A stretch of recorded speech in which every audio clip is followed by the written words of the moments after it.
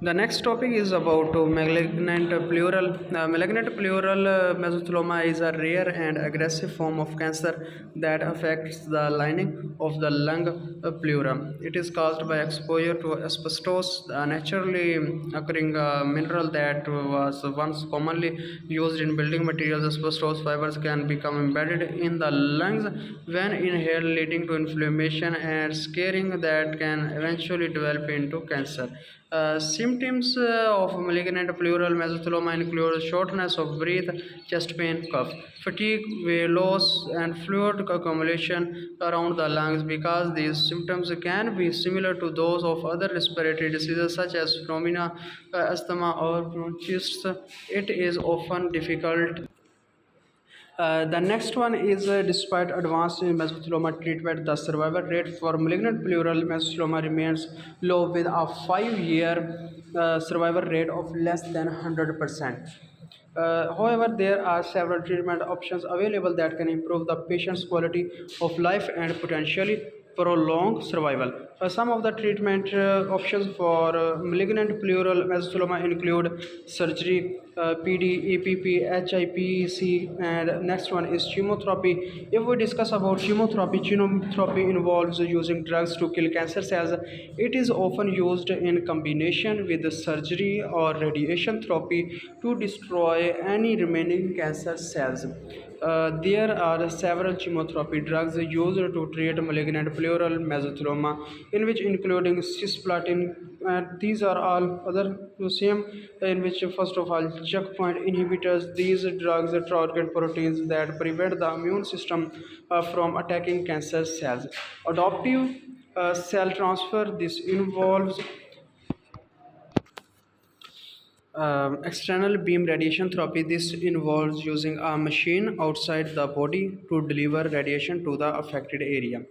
The next one is about checkpoint inhibitors. These drugs target proteins that prevent the immune system from attacking cancer cells. The next one is vaccine, how it can be used.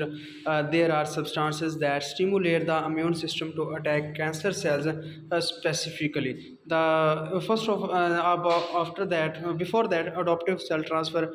This involves removing T cells from the patient's blood, engineering them to attack cancer cells, and then reintroducing them into the patient's body.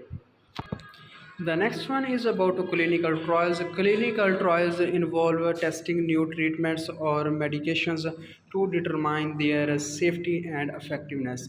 Participating in a clinical trial can give malignant pleural mesothelioma patients access to new innovative treatments that are not yet available to the general public.